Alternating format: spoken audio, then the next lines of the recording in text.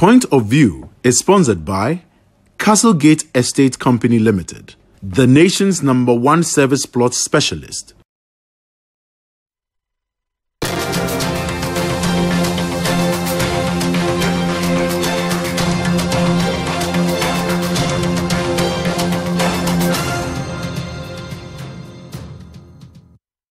Good evening. This is The Point of View. We're live on City TV this and every Monday and Wednesday at 9 p.m. This show is live and interactive. We get the right guests, we ask them relevant questions, and we always come up with some useful insights.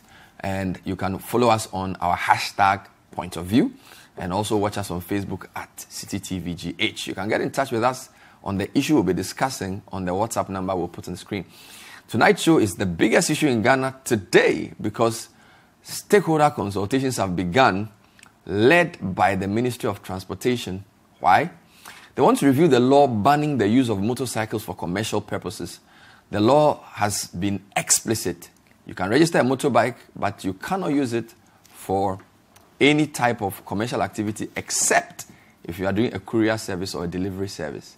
So tonight we have some very interesting people to help us understand the state of play and possibly discuss the pros and cons of reviewing that ban. We'll be right back.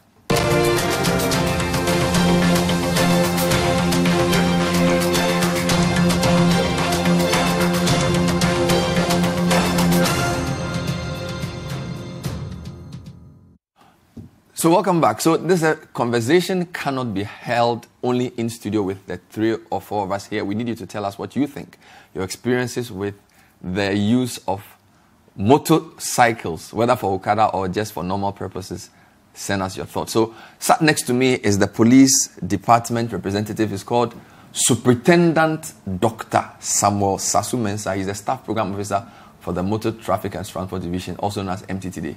Doc, you are welcome to the show. Thank you very much for the opportunity. I also have a young man who we describe him as an Okada operator. He's very good at riding motorbikes, and he rides motorbikes in various parts of the capital city. He's called Lord Ben Eche. Eche, you're welcome to the show. Thank you for having me. Great. And then, as always, we have the policy consultant academic angle, a lecturer at the Kwame Nkrumah University of Science and Technology, Department of Planning. He's also a transport consultant, Dr. Kaminta Bezie. Doc, great to have you on the show. Thank you very much. Good. So, as we always do on this program, we set the scene. We've been following the issue of the use of motorbikes in and around our cities for quite a while now. We have a report filed the end of 2018 by Kojo Ajiman. It's going to set the scene for us. We have another report we'll show you later on that shows you statistics and issues to do with accidents. But here's Kojo Ajiman's report, which also involves speaking to some of the riders of motorbikes, telling us how exactly the situation is. Though it's illegal, it is the newfound trade for many young people across the country. What used to be just a means of transport for rural folk is now a viable source of livelihood for many Ghanaian youth. In Accra, for instance, the Okada fever has caught up with all corners of the city, such that the traveling public now tend to patronize it instead of taxis. Business is booming for riders, but not without challenges. Now, our main challenges is some of the security agencies, how they are treating us is not very good at all. Especially like this, when a security man gets you on a Okada riding, for him to tell you the right thing to do, he took your money and left you. And the better way for us to live or to do the work to feel is better the president should legalize it for us, because a particular security man can arrest you on a motorbike. For him to, maybe you are not wearing a helmet, for him to order seize the motor for you to go and buy a helmet before he releases the motor for you, he would rather take your money. How much?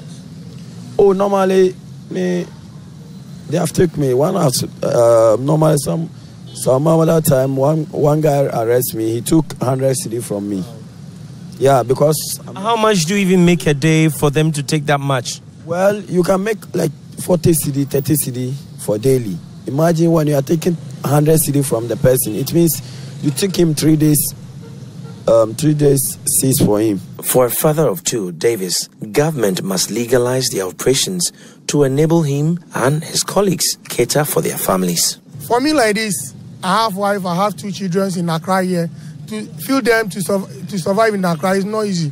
Yes, so they have to, because there is no job then we can't even go and steal. We have to work because Bible says you have to work before you eat. But we don't have any work. We don't want to put pressure on him. That's why we have been begging him always that they should allow us to do so that we can get our daily bread from inside. The Motor Transport and Traffic Directorate of the Police Service estimates that about 2,000 Okadas are in Accra alone. This means a huge economy and job creation is in the making. For Emmanuel, legalization of the trade means an attempt to reducing crime. At first, now we have some people that been using motorbike to snatch bags and phones and all sorts of things. But because of this job came, I think those snatching bags and those things has gone off, all because of, at first now, they were not having any job to do. But because all those people are doing that, have joined this work so that they can get something. If the person is not doing anything or working, that is where the devil uses him to go and do that stubborn things, snatching bags and so forth. During the rush hour, this is the most preferred means of transport to our various homes. It is about time government legalizes this means of transport. It is going to create jobs for the youth. My name is Kojo Ajman reporting for City Newsroom. So Kojo Ajman looked at the booming Okada business in parts of Accra and ended with an appeal for government to lift the ban. Well, last month, Farida Shaibu also visited the various parts of the country that use this mode of transport. And she looked more at the safety angle as well. So here's her report.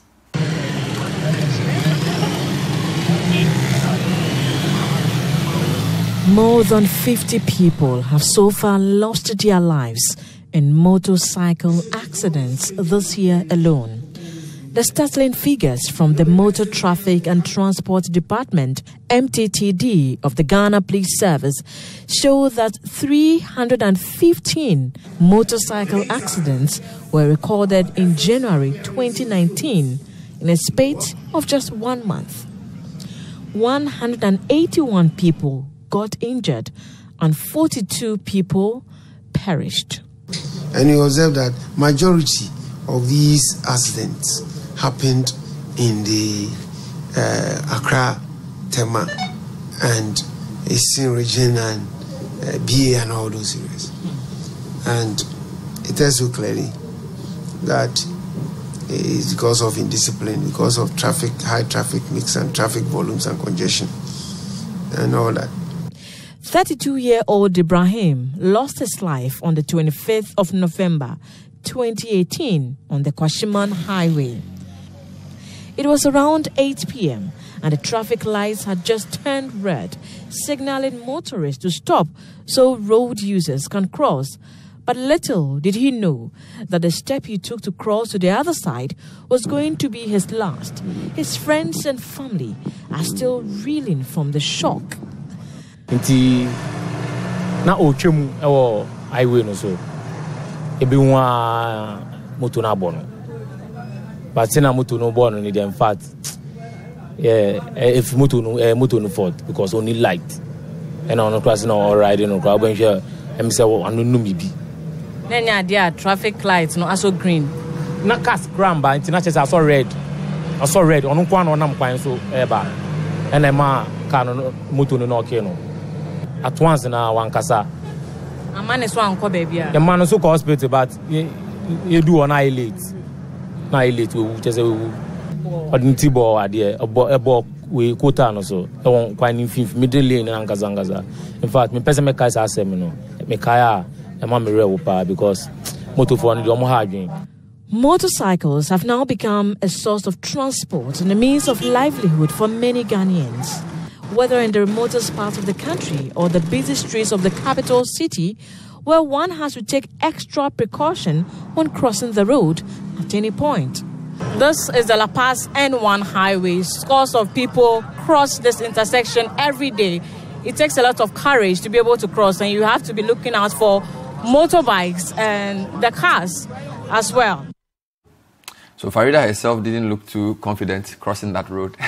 She wasn't sure whether a motorbike or a vehicle was going to cross. So let's come back in studio. Let me start with the police, because they implement the law. And as we've said, the Road Traffic Regulation 128 is what we're working with. So let me start with Superintendent Dr. Samosa Sumensa. So give us some background, and welcome to the show again. Give us some background to this law, which makes it very clear that we cannot use motorbikes for commercial purposes. Okay, thank you very much for this opportunity. The issue here is that simply we have been talking about Okada, and Okada. Okada in local parlance means you are using the motor bicycle or the tricycle for commercial purpose.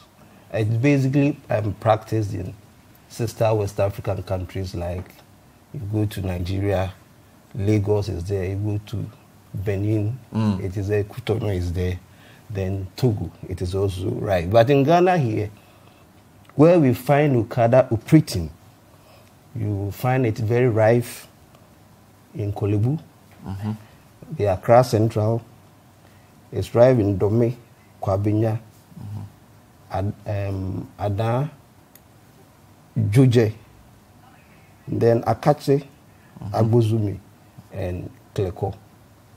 Also, right now, you see that in Koforidua, even Koforidua, last week I was there, I saw tricycle also apply for commercial purpose.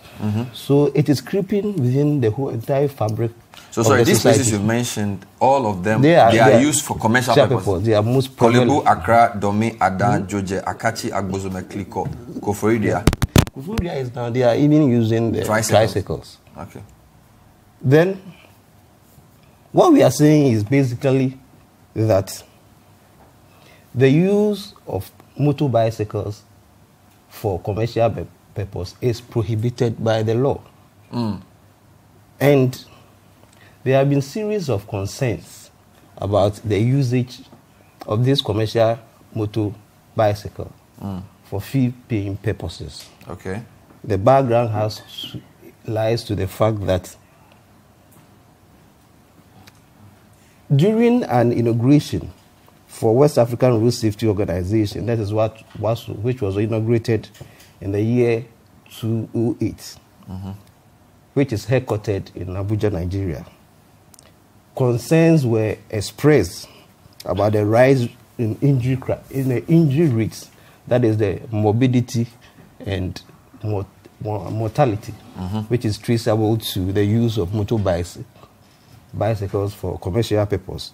And the institution strongly advised ECOWAS countries who have not legalized the use of motor bicycles for commercial purpose not to do so due to the difficulty in regulating same. So background, they cite a whole lot of reasons why they use these motor bicycles for commercial purpose. First and foremost, they attribute it to the fact that it's a source of employment, especially for the youth. Then again, they say it provides a faster means of transport and ease during heavy traffic jams. Again, it is also said that it provides an easy means of transportation for people in areas which are inaccessible. Then again, it provides easy access to healthcare to market areas. Then there are a series of reasons why people see that. They say it requires less fuel to operate, and that it helps in the provision of door-to-door services. So these are some of the reasons. But there is a big but. Okada operations has the following challenges. First and foremost, the issue is that with the commercialization of motorcycles, more people are going to buy motorcycles. And the traffic situation is not going to be, it's now going to be very chaotic, as seen in some West African countries. especially in Lagos, Nigeria, and Cotonou, Benin. The use of such commercial bikes in that situation, in those countries, basically they are trying to revert it. And the issue has to be that the obvious trend in the increase of crashes should not be overlooked. The increase in the of the crashes among motorcycles should not be overlooked, especially in the cities. Then, unfortunately, you realize that another problem is that the overloading of pillion riders, putting their lives at risk, is also a factor. Then, most of these riders, they don't basically obey traffic rules and regulations. They flout traffic rules and regulations with impunity, with disdain, and with contempt. So they are putting higher occupancy vehicles, like the buses and trotros and taxis, out of business. Unfortunately, though, there are no training centers in Ghana for motorcyclists where one can seek training for safe riding, drill, and avoidance maneuvering. Okay. So it also, we are saying that it also encourages criminal activities against passengers and other users, such as robbery and, of course, rape. So most of the motorists ignore the use of crash helmets. They don't wear crash helmets. And it puts their lives and that of the pillion riders in danger. So basically, these are the reasons. The issues. Brilliant. And there are a lot more. So, if I understand you correctly, the reason why they are not allowed to operate commercially in Ghana are safety and law and other reasons. Yes, basically safety and law and order. Safety and law and order. But why did it take up to 2012 for this law? Which means that before 2012 they could use this. Before 2012, there were rules, there were regulations guiding or governing the use of motor and bicycles. And basically it stated that you cannot use motorcycles for commercial purposes. And this law, LI 2180, re-emphasized that fact.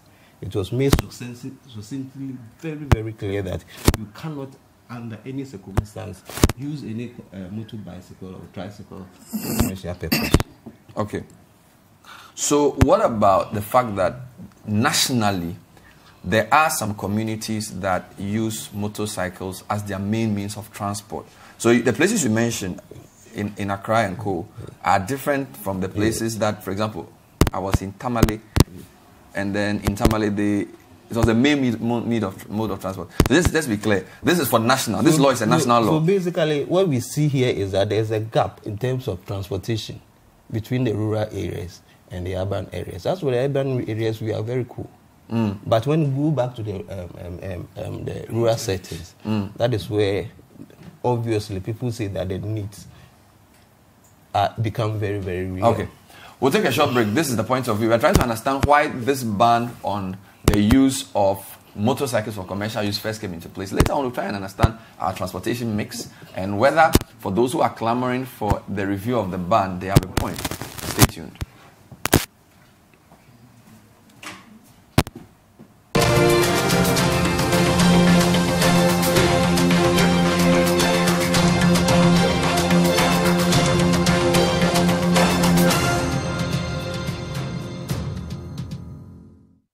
Living among your peers in a serene gated community with tarred roads, drains, electricity, piped water supply and 24-hour security can be so relieving. That is the experience you will enjoy when you reserve the Castle Residency plots located near Prampram Beach and Katamanso near Adenta Barrier. Just pay up to 60% deposit and start construction to start enjoying Prampram Beach and Airport City life. You can start with any deposit. We give you a whopping 10% discount if you make an outright payment. The Castle Residency plots are managed by Castlegate Estate Ghana Limited. Locate our offices at Katamanso Estate site off the Adenta Barrier Dodua Road or Pram Beach Road next to Oasis International School, or contact us on 0545 559928. Our website on www.castlegateestate.com.gh or email us at info@castlegateestate.com.gh. The Castle Residency Plots. We make home ownership easier.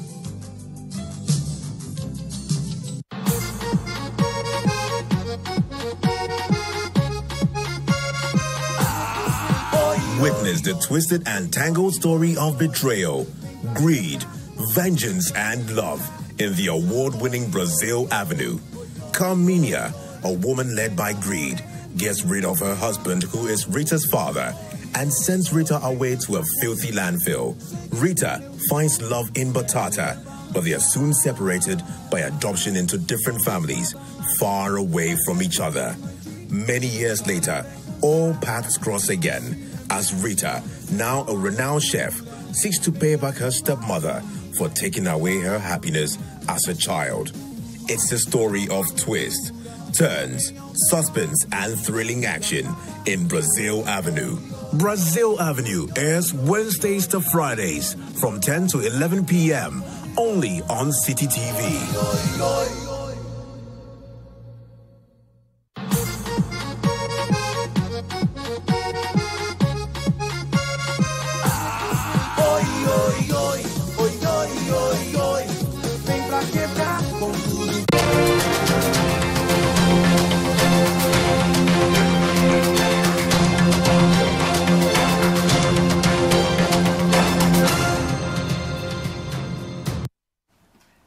So we are back on the show. So we know that in Ghana, the use of motorcycles for commercial purposes is illegal. Yet in places like Kolebu, Accra Central, Domik Kwabinya, Ada, Juje, Akachi, Agbozome, Kliko, we have Okada business booming. And let me come to my second guest, Just Lord. So you are an Okada rider? Yes, please. How long have you been riding this? I've been in this business since 2013.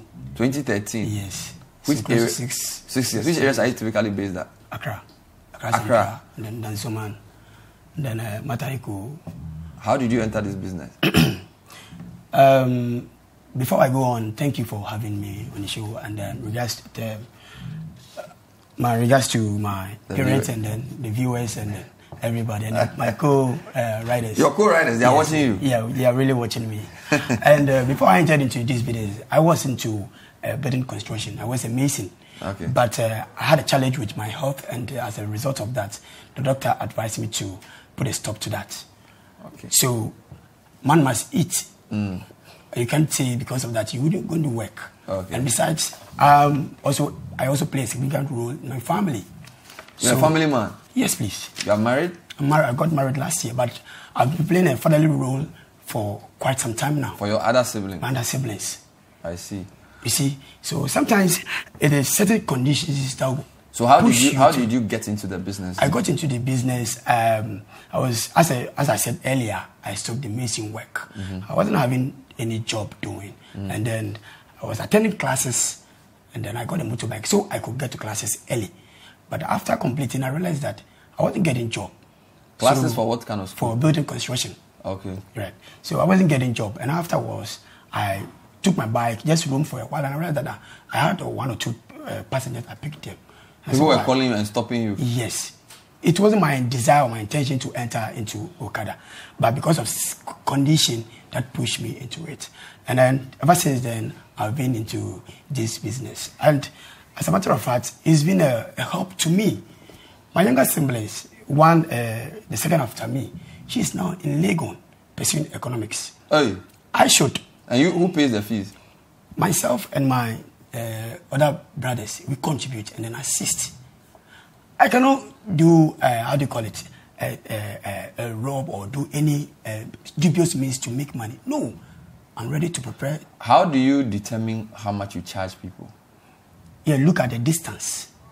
So if I take you from Banana Inn to Kolebu, how much will you take from me? From Banana Inn to Kolebu, yeah, at least it should take you, say, 7 cities, 6 cities. 7 cities? Yes. Do you have an association that determines the fees? No, we don't have an association.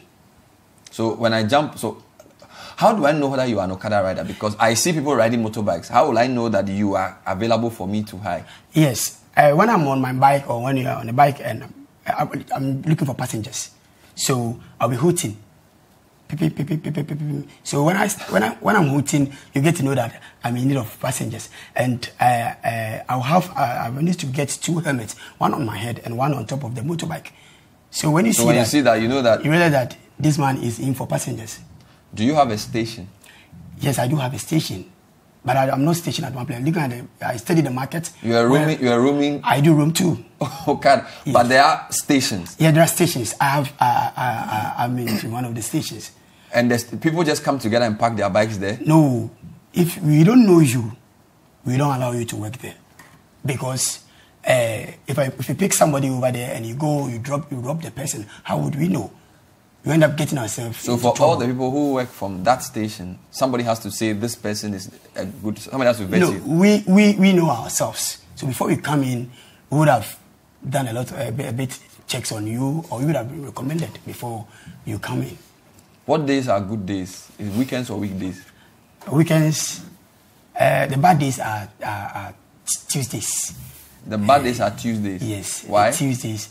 Well, I can tell. I can tell. What's the best day of the week? Saturday. Saturday. Saturday and Friday. It's rush hour in the evening. Yes. And then Monday morning. Monday morning is very good. Monday morning. People are late for work. Yeah, late for work. And they need to, get to work on time. Where did you learn how to ride a motorbike? Actually, at Dansoman. That was where before I bought the bike, I didn't know how to ride the how do you call it? The one with the gear. I only knew how to ride the automatic one. And the one who sold the bike to me taught me how to ride. Where did he teach you? Dansoman park. There's a park they call Kari. But did he teach you road signs? Well, before I entered into motor riding, I had already gone to the driving school. So I had road sign skills and knowledge and everything. So if he tests you, he can open some road sign right now. Can you? I'll be able to. Okay. I'll be able to. All right. Before, let's just understand. So, on average, how much do you get in a week? Okay, tabulating the money I make in a week. That is when I work continuously throughout the week. At least you should make, say, 400 thereabouts. In a or week? 500. Yes. Are you able to save some of that money, or you have to spend all immediately? No, depending on me, for instance, I do spend a lot on my siblings, right, and my family. As I speak with you, Mr. Avle, my father is sick, suffering from stroke. You see, and I need to give a helping hand. My mother also died last year. She suffered abdominal cancer for 17 years. And I need to give a helping hand. But are you aware that what you are doing is illegal? You are breaking the law? Yes. I'm aware that we don't have legal backing. We don't have any law backing us or empowering us to work.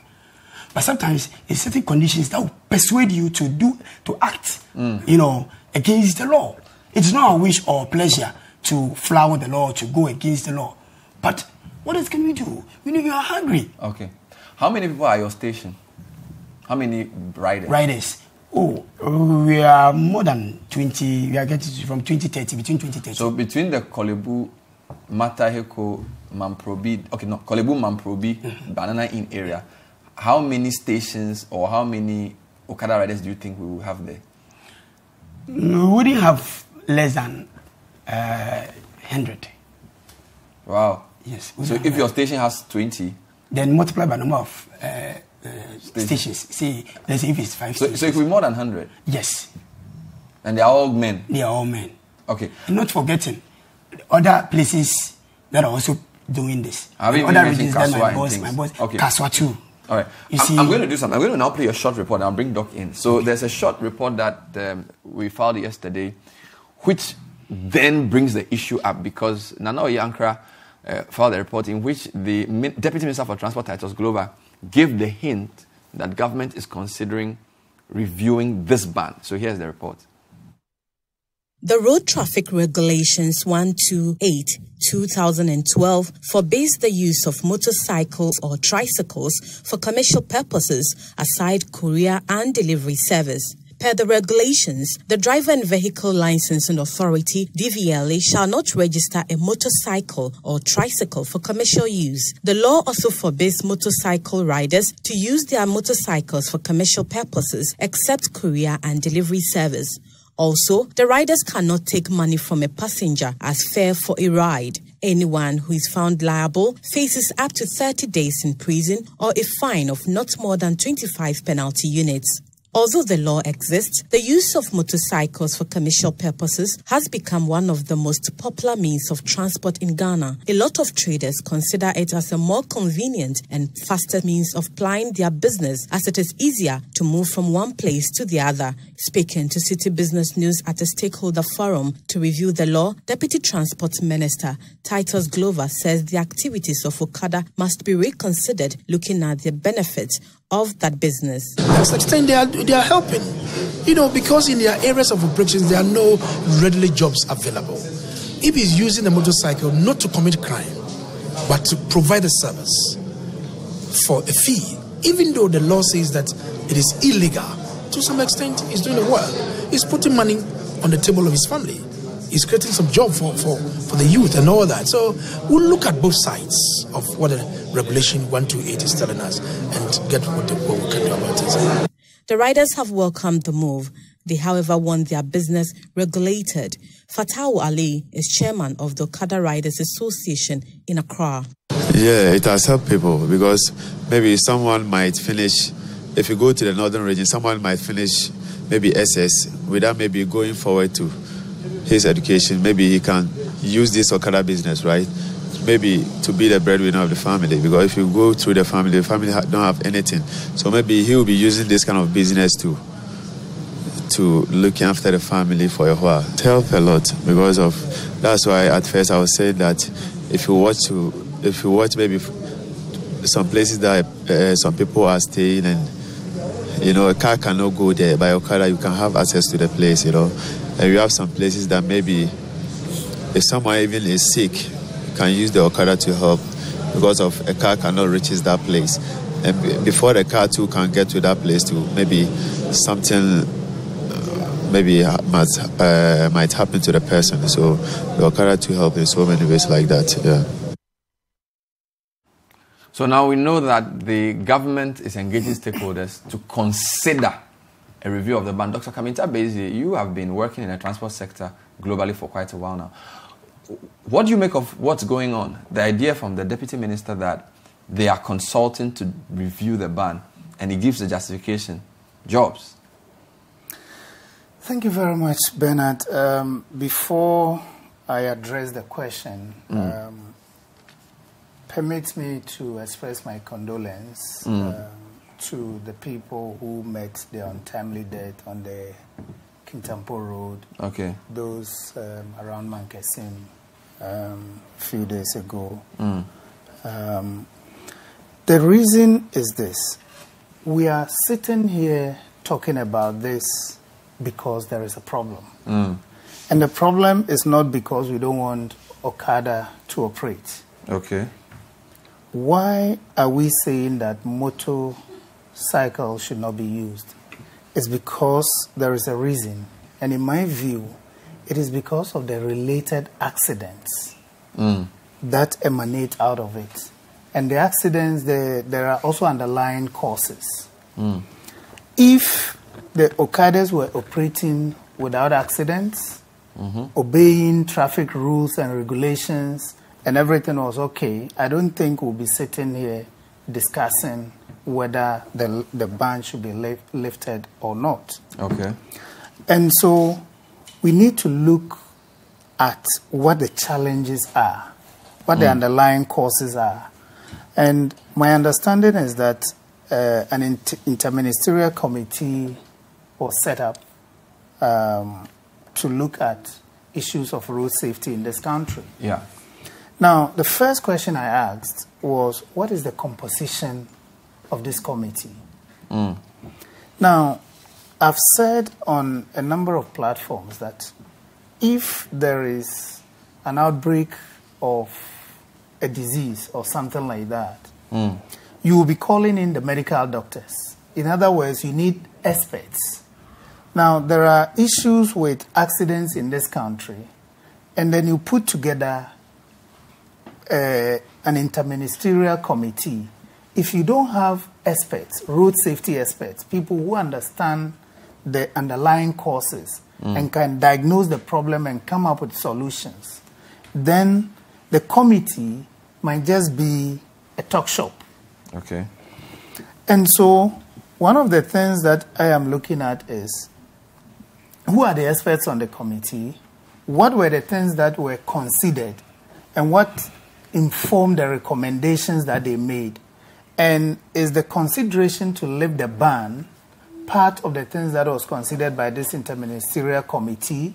And was it part of the recommendation? Now, if you have to lift the ban on Okada, there are a number of things that we need to look at. Okay. The first one is, are the people who are riding the motorcycles, like our friend here, are they properly trained? And if they are properly trained, are they all licensed? Do they go through a certain kind of regulations? The motorbikes themselves, do they go through certain specifications? Because you can't just use any motorbike at all if you have to use it on commercial purposes. And so we need to go through a number of things. First of all, educate the public, educate the users of it before we consider lifting it. You can't just say, because it provides jobs, I'm going to lift the ban just for the sake of it. You lift the ban, and the next thing you see is that we are going to have an escalation of accidents. Economically strong people are going to be dying. They are going to be crippled. And what will be the overall effect? You are trying to create jobs. In the end, we are killing our youth in the country. So I would say that if we are considering lifting the ban on Okada, we have to proceed cautiously. We have to study the problems into detail, get experts involved, and come up with rules and regulations that will ensure that the issue of accidents will be minimized. So for you, safety is still paramount? It is the underlying Safety factor. is an underlying issue. Yes. Let me show you a quick slide on regional breakdown of motorcycle accidents. This information is January, February 2019. I'm sure it's been outdated, but we got this from your boss, Alexander Obeng. And it's interesting the way the breakdown is, if you put it on the screen. So regional breakdown, you have Greater Accra 118, followed by Ashanti 61, followed by Eastern 27, and followed by Volta 25. And then you have Bono Hafo and Northern 19 and 18 respectively, and then Western Region 13. It's not surprising at all. Can we say that the accident is based on the more urbanized areas? So Greater Accra and Ashanti have larger urban areas, and that's why we have more accidents. Or is it because they are using it for commercial purposes? Can you speak to this? Because this is your information, Superintendent. Can you explain what is going on with these figures? Basically, the issues lies with the point where the Okada is being operated.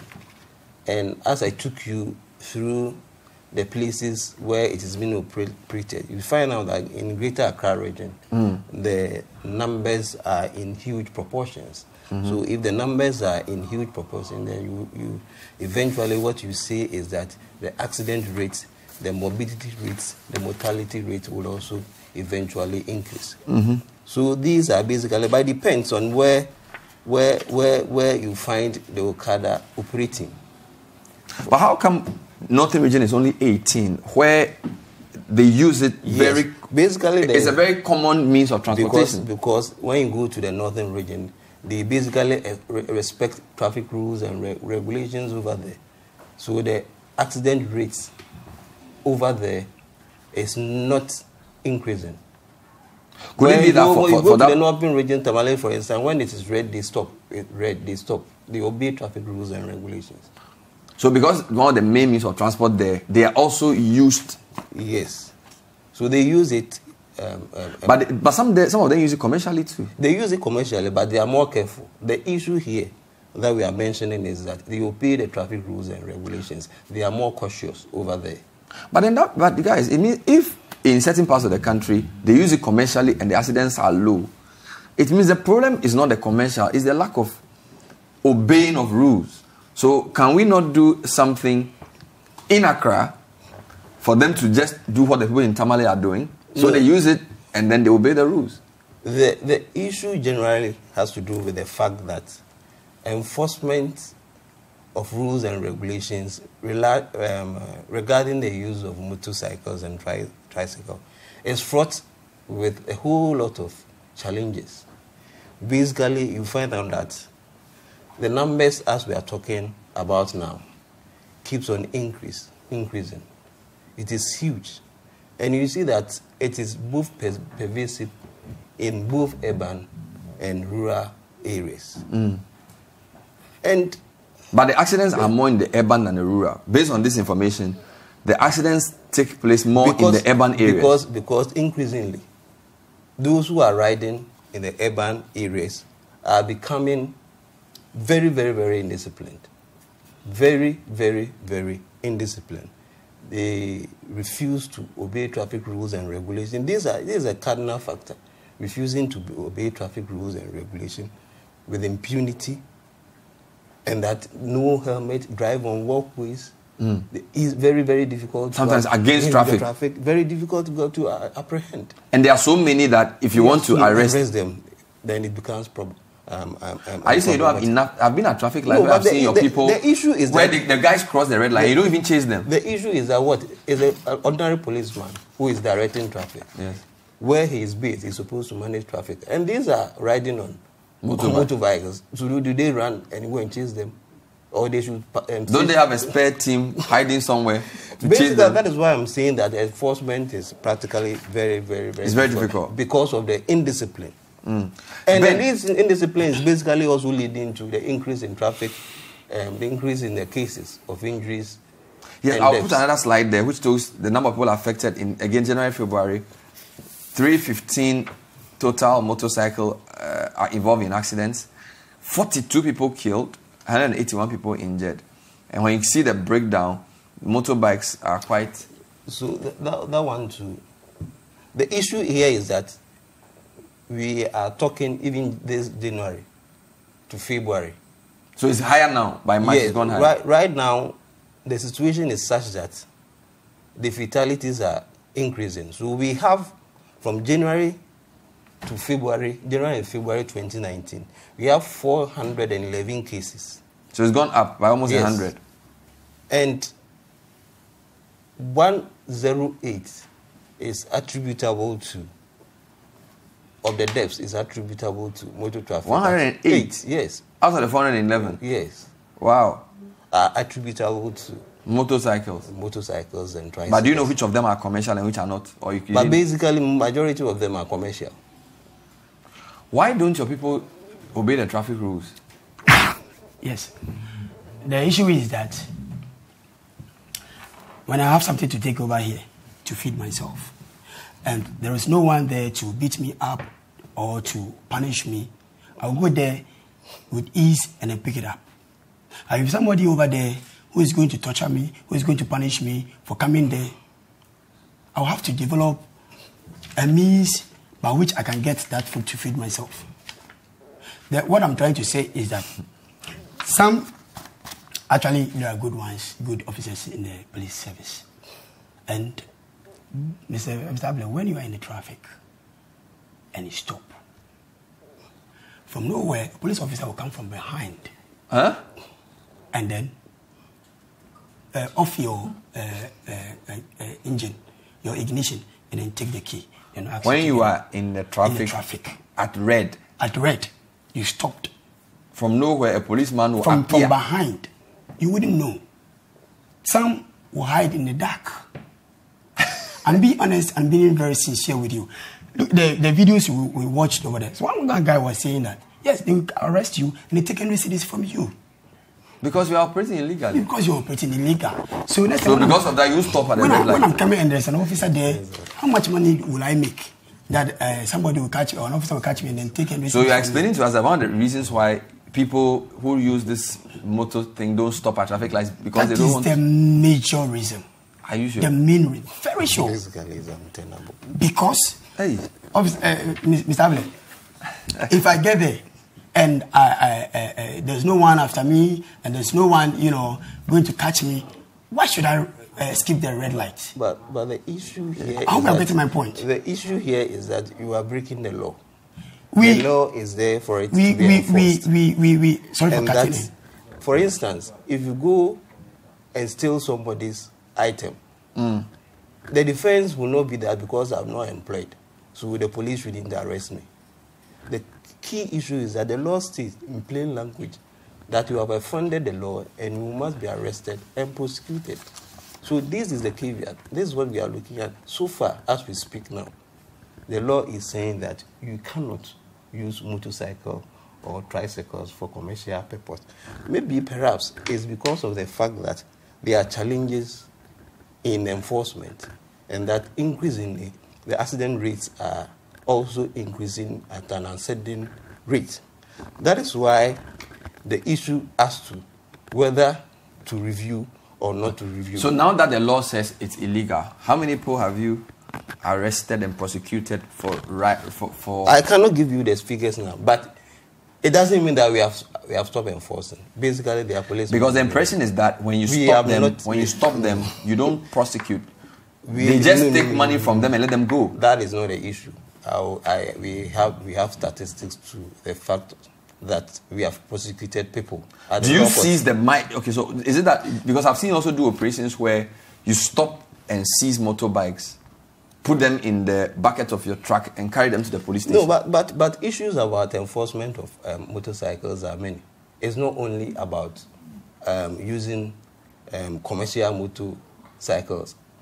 It's not about commercialization of motor. There are various issues. Yes, like if you fail to wear a helmet, you are arrested. If you don't have a rider's license, you are arrested. If you drive against oncoming traffic, you are arrested. So there are a whole gamut of issues which we are referring to. It's not only about... But on the specific issue of commercial... The commercial aspect is that we should obviously get the evidence that...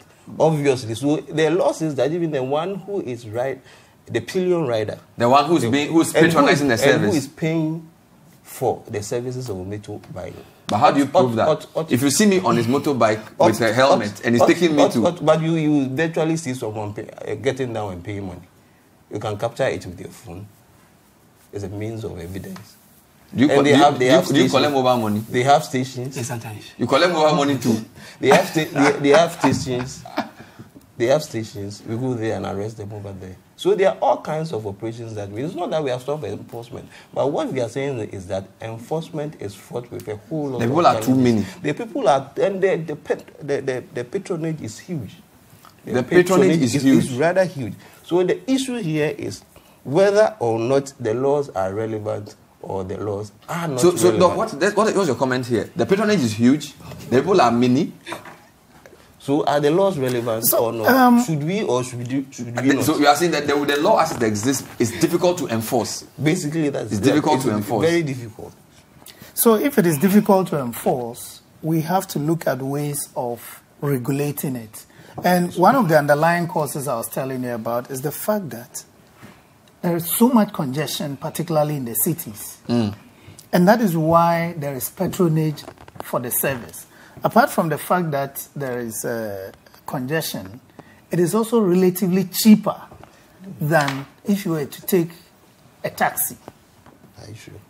No, it is relatively cheaper than what a taxi. What did you say about the cost? No, I'm comparing... Oh, from Banana into Kolebu service is very cheap. I'm comparing it... Take about a trotro, Banana into Kolebu. No. I'm comparing it to taxi. Only one passenger. So he's trying to debunk the cheapness point. But in terms of convenience... Yes, take a trotro from Banana. No, I gave the boundaries. I said it is cheaper than a taxi. Than a taxi? I said, and it is... More expensive than trotro? Yes, trotro. Yeah, but it's faster than trotro. Yes. Yeah, it is faster. And so for a lot of people to go around the congestion issue, they want to prefer patronize it. I know some lawyers who have used it in order to get to court. But they also breaking the law. Sorry? They're also breaking the law. Well, so the fact that we are not able to stop it, we have to look at other ways of ensuring that the same thing can be done without breaking the law.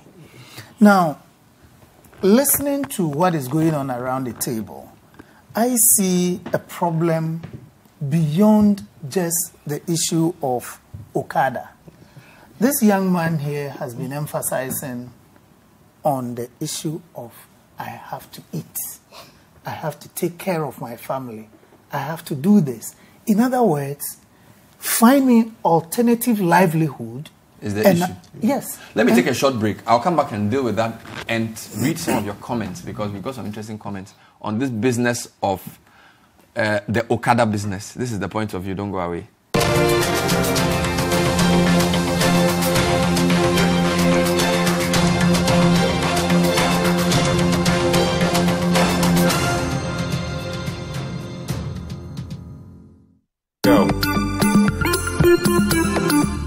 Spend 30 minutes every weekday catching up with all the trending social media conversations of the day. If you tweet it, we'll read it. We might just even Skype you. 30 minutes is all it takes, so use the hashtag 30minutes on social media to catch our attention. Join the most interactive social media TV show weekdays at 5 p.m. only on City TV.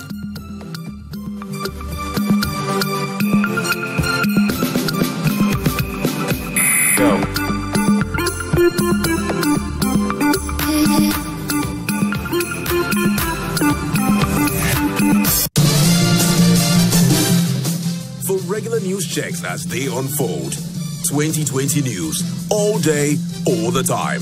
Politics, sports, entertainment, business, and more.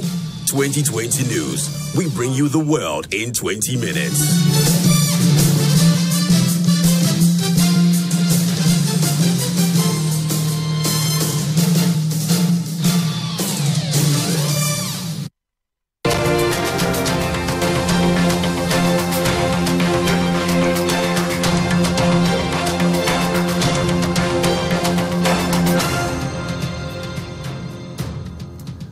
Welcome back to The Point of View. Tonight we are looking at the pros and cons of reviewing the ban on the use of motorbikes for commercial purposes, also known as Okada. I have a policeman at the MTTD division. I have an Okada rider, and then I have a transport expert who's a lecturer. Here are some of your comments. Kobe Noibi says, Bernard, great show, but the Okada system must be regulated well for safety and for business aspects. GRA can tax them as they do on VIT. When regulated, at least it will stop police from hunting them for cash. Good evening. The use of motorbikes is a leading promotion of roadside robbery. Ban them. It's an illegal business. Please, let's be realistic. You don't add your name. Yaya from Achimota says, good evening, Bernard. If we legalize Okada, then we are seriously doomed. The riders think the road traffic regulations are only meant for cars. Okada is not just good for the country. Abato in DC, he says, banning of Okada will increase the unemployment and make the youth go back into robbery. Samson says, my only problem with Okada is that they are always crossing the red traffic light. If they will obey the traffic lights, then they are free to operate. More comments. Bernard, bikers now use footbridges. Their defiance towards simple traffic regulations poses a big threat to pedestrians. We can't do without the bikes. They are more economical, but the riders must be careful when using them. This is from Vadun. I like this name. Good evening, Bernard. I'm Mohammed from Ashaman. I think the motor riders are causing more harm than good. Most riders are not trained. Unlike our neighbors Togo and Benin, our roads were not constructed to accommodate huge numbers of these riders. And finally, they mostly do not respect traffic regulations. There's a lot of comments on this. Kukwanansi says, banning motorbikes will not work. We must be responsible enough to legalize it and rather enforce the laws. Okay? Walanyo in Akwitia, banning Okada is not the solution. The only possible thing to do to curb carnage on our roads is to selflessly enforce the existing laws by the law enforcement agency. The police should stop the one Ghana city agenda. Let me read a few more. But if the law doesn't permit the use of motorbikes for commercial purposes, then our law enforcement have been sleeping on the job for long. What is the essence of the law if it can't be enforced? Kwame Efiakwa in Tema. So we have 5 minutes to go. Let me try and wrap up in the studio by coming to the police. You made a few points. Safety is a big issue for you. Yes. Order is a big issue for you. But you've also said that enforcement of the law as it exists.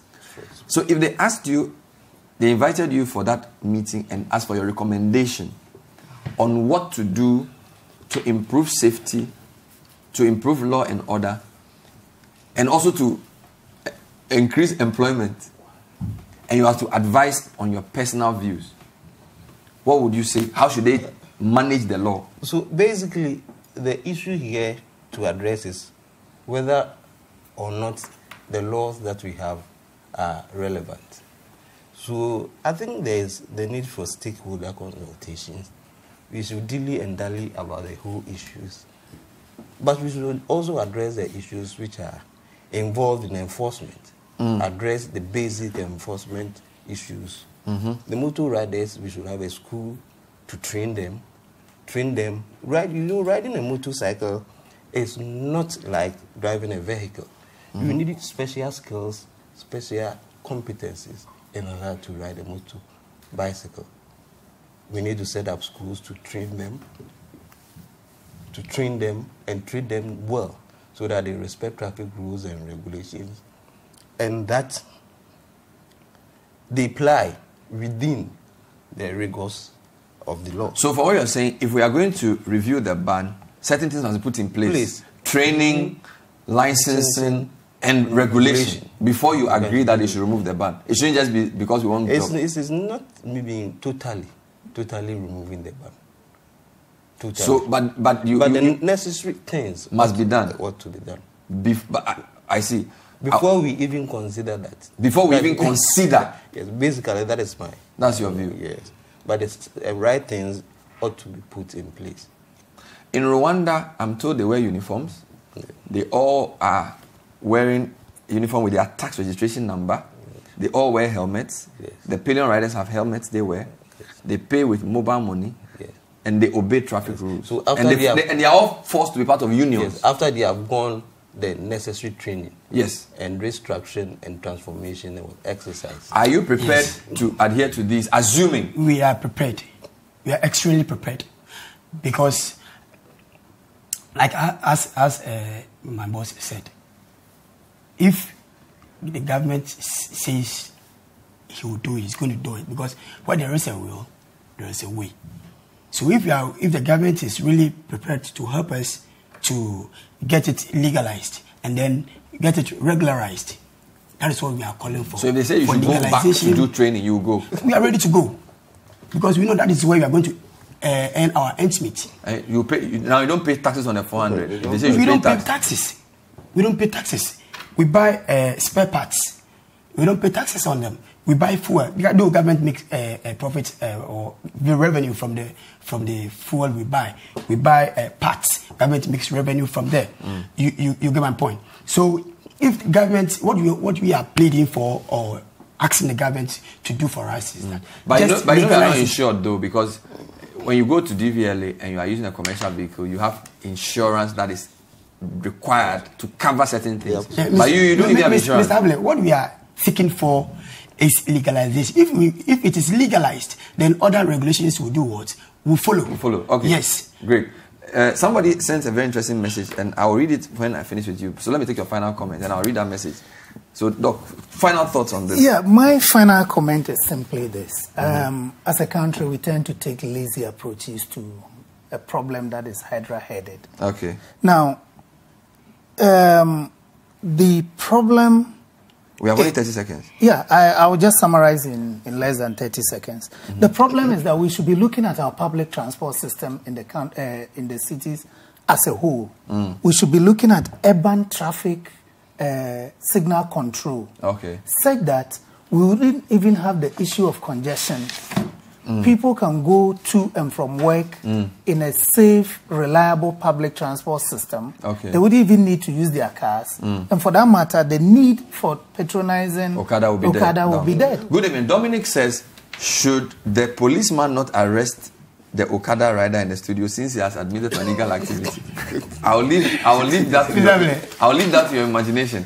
My guests have been just Lord Ben Echewus and self-confessed Okada operator sitting next to a policeman called Superintendent Dr. Samuel Sasu Mensah, who is from the staff, is the staff program officer of MTTD, and Dr. Kaminta Bezi from Nadoli Kaliu. He's a big man. He also lectures at KN University. Thank you for watching. My name is Bernard Avle. Whatever you're doing, please be safe and good night.